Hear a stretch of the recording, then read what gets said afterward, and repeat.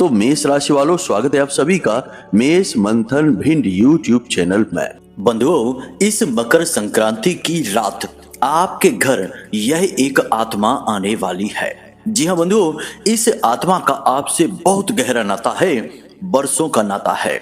यह आत्मा आपके घर में रात्रि के समय आएगी, या तो मकर संक्रांति की रात या उसके बाद 13 दिनों की रातों में लगातार यह आपके पास आएगी। जी हाँ बंधुओं, 13 दिनों तक। यदि आपने इस आत्मा को नहीं पहचान पाया, इसकी जरूरत, इसकी मांग को पूरा नहीं कर पाया, तो हो सकता है कि आपके साथ इतनी बड़ी अनिष्ट घटना घट जाए जिसके बारे में आप सोचकर भी अंदर से दहल जाएंगे। जी हाँ बंधुओं, इस आत्मा की मांग यदि आपने पूरी नहीं की तो आपकी जिंदगी में भयंकर से भयंकर घटनाओं की शुरुआत हो सकती है। यहाँ तक कि आपको मृत्यु तुल्य कष्ट भी प्राप्त हो सकते हैं।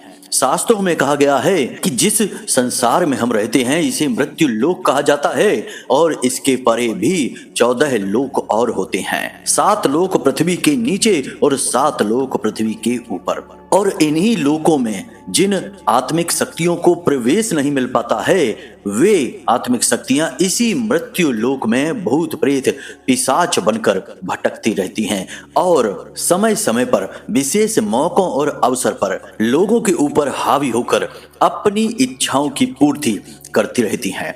कभी कभी आपने अक्सर यह देखा होगा कि सब कुछ आपकी जिंदगी में अच्छा चल रहा है, तभी अचानक बुरी घटनाओं की शुरुआत हो जाती है। फिर एक दो नहीं, एक के बाद एक कई बुरी और नकारात्मक घटनाएं घटनी शुरू हो जाती हैं। आपका काम धंधा व्यापार या रिश्ते नातों में प्रेम खूब अच्छा चल रहा होगा, लेकिन अचानक किसी दिन से ऐसा होता है कि नकारात्मक घटनाएं घटनी शुरू होती हैं। काम धंधा व्यापार ठप होना शुरू हो जाता है, कर्जा बढ़ता जाता है और रिश्ते नातों में भी लगातार तनाव की स्थिति बनी रहती है। ऐसा कैसे हो सकता है कि जो चीजें बिल्कुल अच्छी हैं, अचानक उन चीजों में इतनी बुराई, इतनी नकारात्मकता कैसे आ सकती है? ऐसा इसीलिए होता है बंधुओं कि हम भले ही इस संसार में रहकर उन नकारात्मक भूत प्रेत की शक्तियों को देख नहीं पाते हैं, लेकिन उन्होंने हमें चारों ओर से घेर रखा है। और जैसे ही कोई विशेष समय, अवसर या फिर कोई ऐसी परिस्थिति बनती है जिसमें ये भूत प्रेत की नकारात्मक शक्तियां जातक के ऊपर हावी हो सकती हैं, तो इन परिस्थितियों का, इस समय काल का ये भूत प्रेत पिशाची शक्तियां तुरंत लाभ लेती हैं और आपके ऊपर हावी हो जाती हैं। एक बार ये शक्तियां किसी के ऊपर हावी हो जाएं तो पूरा जीवन ही नर्क बन जाता है। जी हाँ बंधुओं, इनसे पीछा छुड़ा पाना लगभग नामुमकिन है, क्योंकि इनके स्पष्ट संकेत कभी मिलते ही नहीं हैं। मिले जुले से संकेत मिलते हैं। जातक सोचता है कि उसका भाग्य ही खराब है, उसके कर्मों में ही कहीं कोई दोष है और वह जीवन भर कष्ट सहता रहता है, और उसके कष्ट के सहारे जो शक्ति उसके ऊपर हावी है, जो भूत प्रेत पिशाची शक्तियां उसके ऊपर प्रभाव डालकर बैठी हैं, वे आनंद लूटती रहती हैं। पूजा करेगा वह इंसान और उसका फल मिलेगा उस भूत प्रेत पिशाच को, और उसे आनंद मिलेगा। जी हाँ बंधुओं, इसीलिए आपने देखा होगा कि लोग चाहे दिन रात पूजा करें, रोज मंदिरों के चक्कर लगाएं, कितनी ही पूजा पाठ करें, फिर भी उन्हें उसका नाम मात्र को भी फल प्राप्त नहीं होता है। आपके साथ भी अक्सर ऐसा ही होता है। ऐसा इसलिए है क्योंकि ये जो शक्तियां आपके ऊपर हावी बैठी हैं, आपको घेर कर बैठी हैं, ये आप तक पूजा पाठ के पुण्य प्रताप को, फल को आने ही नहीं देती हैं। ये उन्हें स्वयं ग्रहण कर लेती हैं और खुद ऊर्जावान हो जाती हैं और आपको परेशान की परेशान ही रहने देती हैं, क्योंकि आपकी परेशानी, आपके दुख तकलीफ और आंसू ही तो इन भूत प्रेत पिशाची शक्तियों का भोजन होता है। तो अब मकर संक्रांति की रात और उसके बाद 13 रातें ऐसी गुजरेंगी जिनमें कि ये भूत प्रेत और पिशाची शक्तियां आपके पास, आपके घर में आएंगी। आपके ही नहीं, और भी बहुत सारे लोग हैं जिनके घरों में ये पिशाची शक्तियां जाएंगी, उनसे कुछ मांग करेंगी। सांकेतिक होंगे इनके आने के संकेत और इनकी मांग। जी हाँ, अलग अलग मांगे होती हैं। इनकी मांग क्या है, इनके संकेत क्या हैं, और आपके ऊपर कोई पिशाची शक्ति हावी है, इसका प्रमाण क्या है, संकेत क्या है, सब कुछ आपको हम बताएंगे। और 13 दिन ही क्यों, उससे ज्यादा क्यों नहीं, या फिर मकर संक्रांति की रात ही क्यों, ऐसा क्या खास है इस रात्रि में, यह भी हम आपको बताएंगे। बंधुओं, कहने का मतलब यह है कि यह जो कार्यक्रम है यह आपके जीवन के उस कमजोर हिस्से को आपको बताएगा जिसके बारे में कोई बात नहीं करना चाहता है। और यदि कोई बात करता भी है तो ऐसे ऐसे मूर्ख लोग हैं जो उल्टी सीधी बातें करके चले जाते हैं, सही समाधान नहीं बताते हैं, सही तरह से समस्या को भी नहीं जानते हैं, केवल सुनी सुनाई बातों को कह सुनकर चले जाते हैं। परंतु हम आपको आज आपके जीवन की समस्याओं की उस जड़ के बारे में बताएंगे जिसने शायद आपको इतनी बुरी तरीके से जकड़ रखा है कि अब आपके ऊपर कोई भी उपाय, कोई भी क्रिया, कोई भी पूजा पाठ, मंत्र, अनुष्ठान काम नहीं करता है। आपने खुद यह महसूस किया है। दिल से तो आप कभी किसी का बुरा नहीं चाहते हैं। आपने आज तक अपने जीवन में किसी के खिलाफ भी कोई भी ऐसा गलत कार्य नहीं किया है जिससे कि किसी के आंखों में आंसू आए हों। आप हमेशा दूसरों का भला करते हैं। इसी के साथ साथ आप पूजा पाठ, धर्म कर्म भी खूब करते हैं, कोई कसर बाकी नहीं है। अपने काम भी पूरी मेहनत के साथ करते हैं, कहीं कोई गुंजाइश बाकी नहीं रह जाती है। इन सब के बाद भी कायदे से नियम तो यह बनता है कि आपको बेहद सुखी होना चाहिए था, धन दौलत होनी चाहिए थी। बेशक भरमार ना हो, लेकिन इतनी धन दौलत तो होनी चाहिए जिसमें कि आपकी और आपके अपनों की जरूरतें पूरी होती रहें। इसी के साथ साथ आपके जीवन में कई प्रकार की खुशियां होनी चाहिए थी, लेकिन है इसका एकदम उल्टा कि आपके जीवन में दुख ही दुख हैं। हर जगह रुकावट, अड़चन, परेशानियां। कभी कोई कहता है कि ग्रह खराब हैं, कभी कोई कहता है कि पितृ पूर्वज नाराज हैं, कभी कोई कहता है कुल देवी या देवता नाराज हैं। तो कुल देवी या देवता या पितृ पूर्वज क्या आपके शत्रु हैं? वे आपके शत्रु नहीं हैं, वे आपसे जुड़े हुए हैं, आपसे प्रेम ही तो करते हैं। तो वे आपसे नाराज भी होंगे तो क्या वे आपके जीवन को नरक बना देंगे? नहीं, ऐसा कुछ भी नहीं है। वे आपसे नाराज होंगे तो बस इतना होगा कि आपको बहुत अधिक सुख प्राप्त नहीं होगा, बहुत ज्यादा कामयाबी नहीं मिलेगी, परंतु कष्ट नहीं आएंगे आपके जीवन में, बस रुकावट सी बनी रहेगी जीवन की गति में। तो ऐसा इसलिए होता है कि आपके जीवन में दुख ही दुख इसलिए भर जाते हैं कि कोई पिशाची शक्ति आपके ऊपर हावी है। बातें तो और भी बहुत गहरी, बेहद महत्वपूर्ण, हमारी साधना के अनुभवों पर आधारित हैं जो हम आपको इस कार्यक्रम में बताएंगे। महामाई का आदेश है, इसीलिए आपको ये बातें हम बता रहे हैं। हम जब भी ध्यान में बैठते हैं तो महामाई हमारे दिमाग में, मन मस्तिष्क में कुछ ऐसे विचार, ऐसे संकेत भेजती हैं कि उन्हें हम माई का आदेश मानकर आपके लिए कार्यक्रम बनाने लगते हैं। फिर जो विचार जो हम बोलते हैं वह सब भी महामाई ही अपने अनुभूति के आधार पर विचार हमारे मन में डालती रहती हैं और हम बोलते रहते हैं। यानी यह कह सकते हैं कि महामाई की वाणी है जो आप तक पहुंचना चाहती है। आपको इस कार्यक्रम को पूरा देखना है। इस कार्यक्रम को देखने के बाद आपकी आंखें खुल जाएंगी, उल्टे सीधे उपाय करना आप छोड़ देंगे। कभी कभी तो आप ऐसे उपाय करने लगते हैं, ऐसी क्रियाएं शुरू कर देते हैं जिनसे कि ये पिशाची शक्तियां स्वयं आपकी ओर खिंची चली आती हैं और आप इनको खुद ही आमंत्रित करते हैं अपने आप को दुखी करने के लिए। तो ऐसी गलतियां आपको नहीं करनी है। इनके विषय में भी हम आपको बताएंगे। बहुत ही महत्वपूर्ण ज्ञानवर्धक कार्यक्रम है और सीधे माई के आदेश पर निर्मित हुआ है। इसे आपको पूरा देखना ही होगा, वरना आपका यह पूरा 2025 ही नहीं, आने वाला संपूर्ण जीवन पूरी तरह से बर्बाद हो सकता है, मिट्टी में मिल सकता है। जी हाँ बंधु, तो निवेदन बस आपसे यही है कि आप इस कार्यक्रम में अंत तक बने रहें और जो बातें हम आपको बता रहे हैं इन बातों को गहराई से समझें, यानी कि समय निकाल कर इस कार्यक्रम को देखें, सारे दूसरे कार्य बंद करके फुर्सत से तसल्ली के साथ बैठकर देखें, क्योंकि ऐसे कार्यक्रम आपको रोज रोज देखने को नहीं मिलेंगे। पूरे YouTube पर इस तरह से शुद्ध ज्ञान कोई नहीं दे रहा है, बस इधर उधर की बातें घुमा रहे हैं, उसी में आप जैसे भोले भाले लोग बरगलाए जा रहे हैं। तो बंधु, आप शुद्ध ज्ञान को स्वीकार करिए, स्वागत करिए और कार्यक्रम में अंत तक बने रहिए। तो चलिए बंधु, माता रानी को याद करते हुए बिना किसी विलंब के इस कार्यक्रम को आरंभ करते हैं। कमेंट बॉक्स में पूरे भाव के साथ लिख डालिए, जय मां भद्रकाली, रक्षा करो। माई आपकी रक्षा करेंगी, माई आपका पालन करेंगे। एक बार नहीं 3 बार लिखना बंधुओं। लोग इसमें भी कंजूसी करते हैं, लिखते ही नहीं है या फिर एक आध बार लिख के ही सोचते हैं कि चलो हो गया। नहीं बंधुओं, भाव बहुत आवश्यक है, अपने भाव को प्रकट करिए। इसी के साथ साथ जो लोग आज चैनल कार्यक्रम पर पहली बार आए हैं, याद रखें कि यह चैनल जो है, यह कार्यक्रम जो है वो माई के धाम से प्रसारित हो रहा है, माई की पूरी कृपा लेकर आया है। तो आपको आज इस चैनल परिवार का हिस्सा बनना है, जल्दी से चैनल को सब्सक्राइब कर लेना है और कमेंट बॉक्स में लिख देना है कि मैं भी माई के परिवार का हिस्सा हूं। ऐसा लिखते ही सीधे माई की कृपा आप तक पहुंचेगी, आपका उद्धार हो जाएगा। अगले 2-4 दिनों में ही आपको कोई ना कोई एक बहुत ही अच्छी शुभ खबर सुनने को मिल जाएगी, जो कि माई के प्रेम का, उनकी कृपा का प्रमाण होगी। तो चलिए जल्दी से कमेंट में लिख डालिए चैनल को सब्सक्राइब करने के बाद कि माई मैं भी आपके परिवार का हिस्सा हूं। तो चलिए बंधुओं, अपने कार्यक्रम के मूल विषय को अब प्रारंभ करते हैं, ध्यान से सुनिए। गुरुजी एक बात बताओ, आप कहते हो वीडियो में कुंडली का विश्लेषण करवाओ, क्या कुंडली का विश्लेषण करवाना जरूरी है? हाँ, कुंडली का विश्लेषण करवाना जरूरी है। क्यों जरूरी है? देखो, जैसे हम बीमार होते हैं तो हम डॉक्टर के पास जाते हैं, अपनी रिपोर्ट लेकर जाते हैं और रिपोर्ट के आधार पर डॉक्टर हमें दवाइयां देता है और वे दवाइयां जब हम खाते हैं तो हमें आराम भी मिलता है और हम जल्दी ठीक भी हो जाते हैं।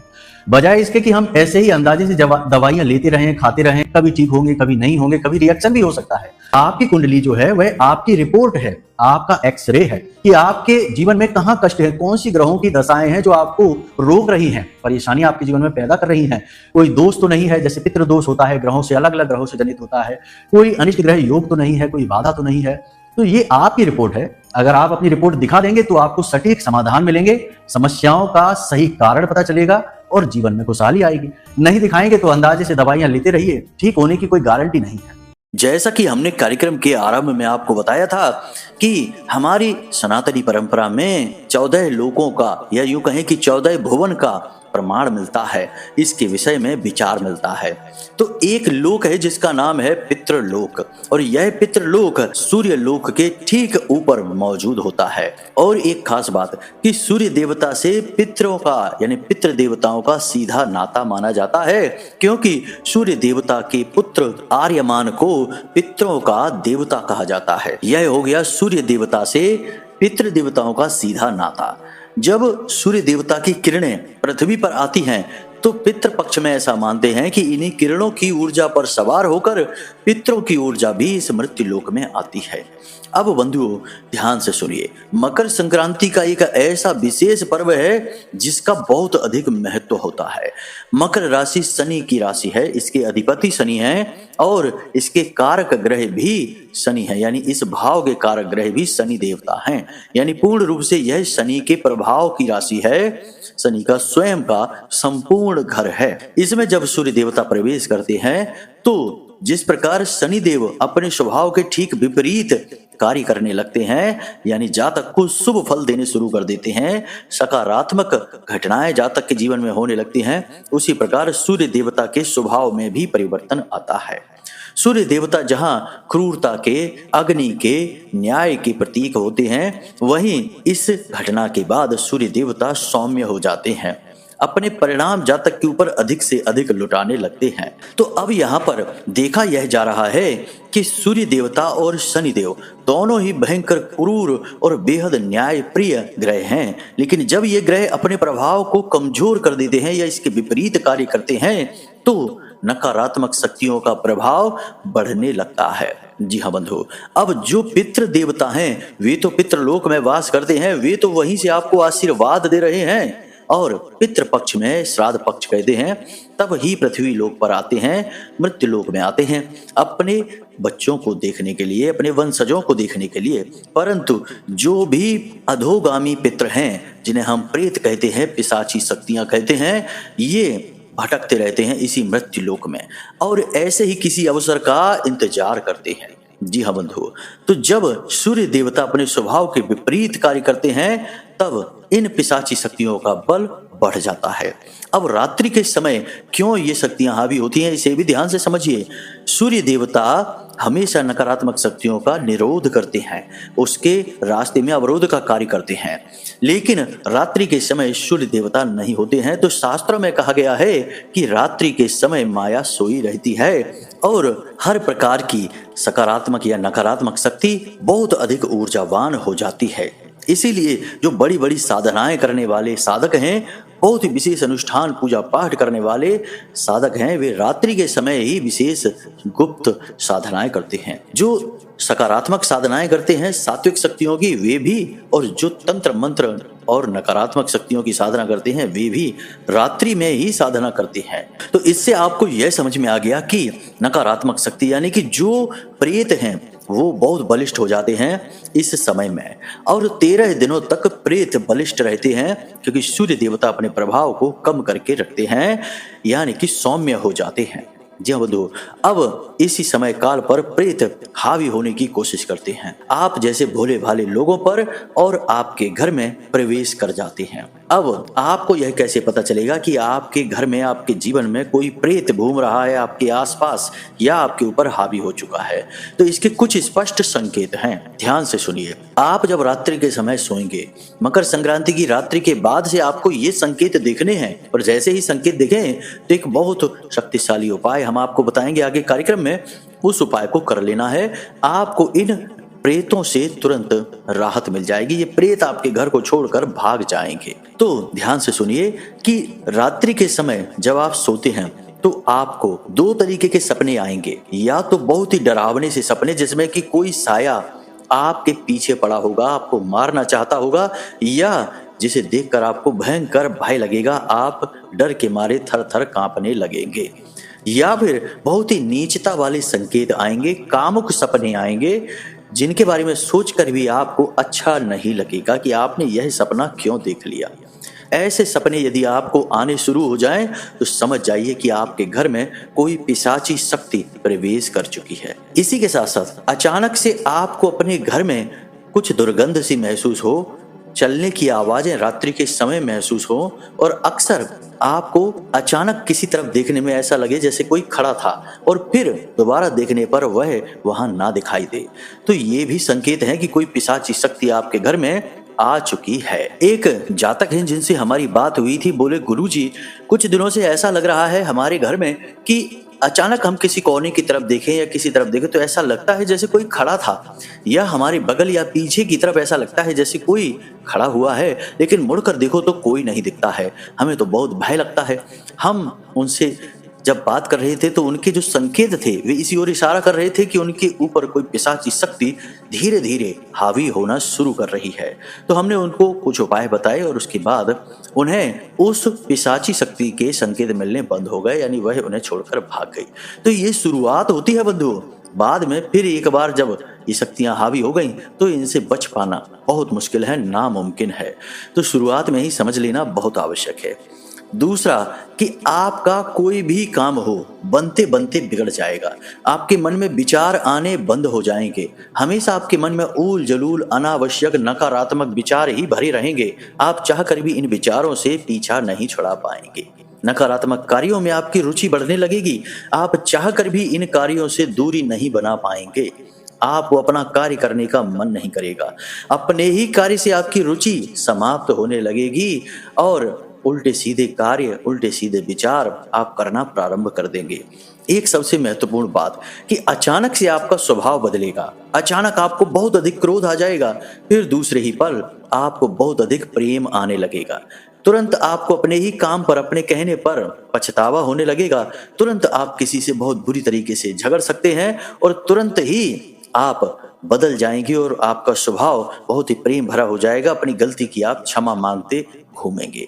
यह स्वाभाविक परिवर्तन भी सांकेतिक इशारा है कि कोई पिशाची शक्ति हावी हो रही है। एक संकेत और है कि पूजा करते करते अचानक से दीपक का बुझ जाना। यह दीपक की जो लौ है वह बहुत छोटी और बहुत ही धीमी जलना। जी हाँ, दीपक की जो लौ है उसमें से काला धुआं निकलना। पूजा करते समय मन में उल्टे सीधे कामुक विचार आना, नकारात्मक विचार आना, साथ ही साथ बहुत तेज जम्हाई आना, नींद आना और हाथ से किताब, चालीसा की या फिर माला छूट जाना।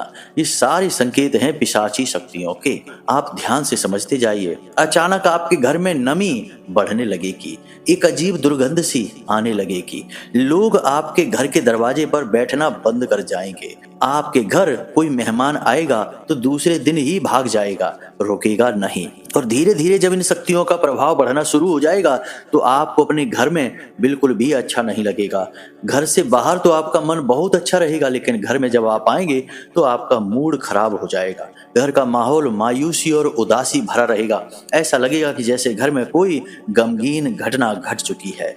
बिल्कुल शमशान की तरह शांति और मायूसी घर में छाई रहेगी। बाहर जहां आप अपने मित्रों के साथ, अपने सहकर्मियों के साथ हंसते मुस्कुराते दिखाई देंगे, घर में आते ही अचानक आपका मूड या तो खराब हो जाएगा, क्रोध से भरने लगेगा, या फिर उदास हो जाएगा।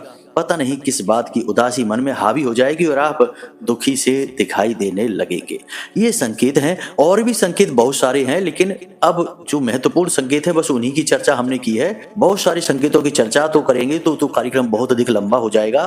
तो आप खुद ही अनुमान लगा लेना कि अचानक से आपके जीवन में कोई बड़ा परिवर्तन आ जाए तो समझ लीजिए कि यह परिवर्तन आपका नहीं है, उस पिशाची शक्ति का है जो आपके ऊपर हावी है। तो ये संकेत अगर आपको दिखें तो सावधान हो जाना। नकारात्मक शक्ति, भूत प्रेत पिशाच की शक्तियां आपके ऊपर हावी हो चुकी हैं, आ चुकी हैं। अब आपको क्या करना है इसे आप ध्यान से समझिए। सबसे पहले आपको अपने पूरे घर में गंगा जल का छिड़काव करना है। कैसे करेंगे यह? एक लोटे में, जो पूजा पाठ का लोटा होता है, उस लोटे में जल लेंगे, उसमें कुछ बूंदे गंगा जल की मिलाएंगे और उसे पूरे घर में, घर के बाहर मुख्य दरवाजे पर और छत पर अच्छी तरह से छिड़केंगे। इससे नकारात्मक शक्ति की शुरुआत जो होगी वह कमजोर पड़ जाएगी। इसी के साथ साथ आप अपने पूरे घर का बंधन करेंगे, यानी कि महामाई का बंध अपने घर में लगाएंगे। यह आप कैसे करेंगे ध्यान से सुनिए। किसी भी शनिवार के दिन आप इस क्रिया को कर सकते हैं या फिर किसी भी रात्रि को कर सकते हैं। हर रात्रि महारात्रि है, माई की रात्रि है। तो ध्यान से सुनिए, आपको पीली सरसों लानी है। पीली सरसों लगभग 1 मुट्ठी, और इस पीली सरसों को आपको एक कटोरी में रखनी है। पीतल की कटोरी या प्लेट होनी चाहिए, और इस पीली सरसों को आपको महामाई के चरणों में रखनी है, यानी माँ बगलामुखी की फोटो के नीचे रखनी है।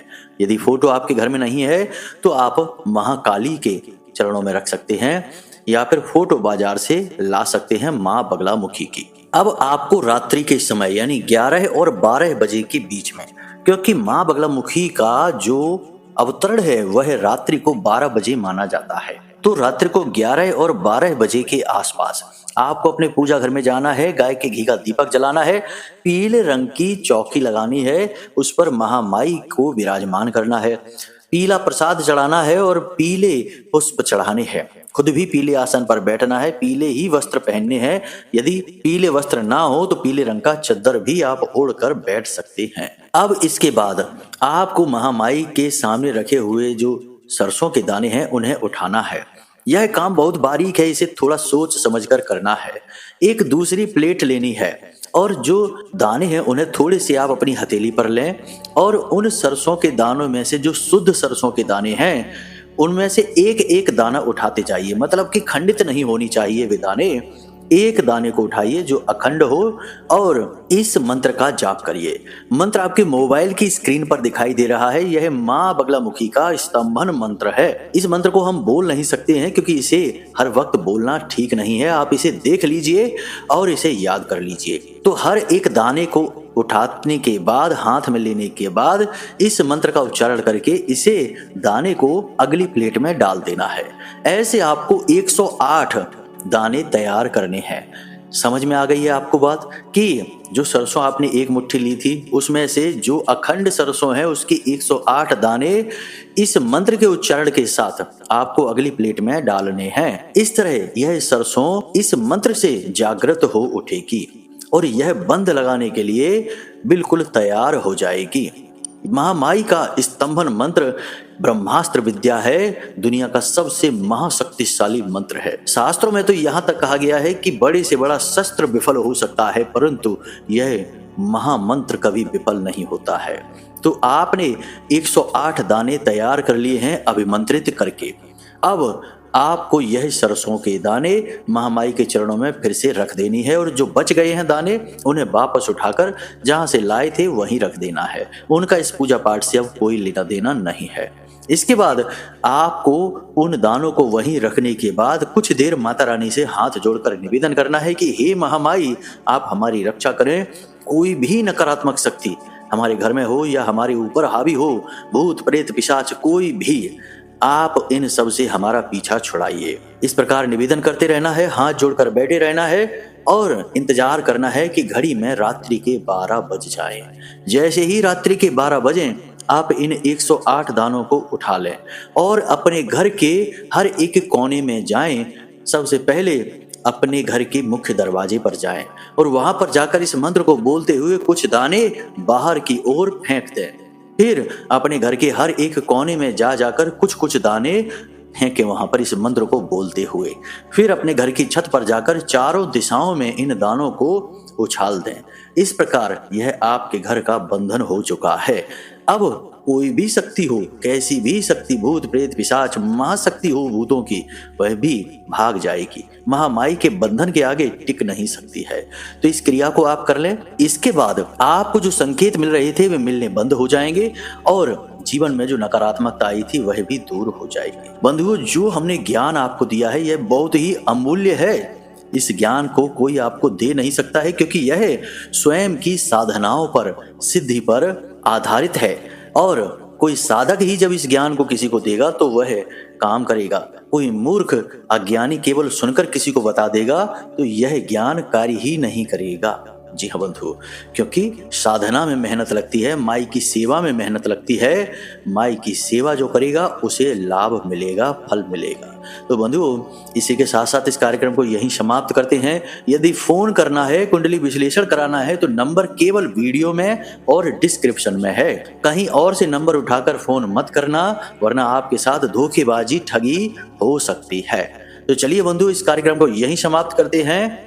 हमेशा हंसते रहिए, मुस्कुराते रहिए, सकारात्मक रहिए और महामाई पर अपनी आस्था और विश्वास बनाए रखिए, क्योंकि आपका उद्धार वहीं से होना है। तो प्रेम से बोलिए जय माई की, जय मां भद्रकाली। महामाई आपकी रक्षा करें। धन्यवाद।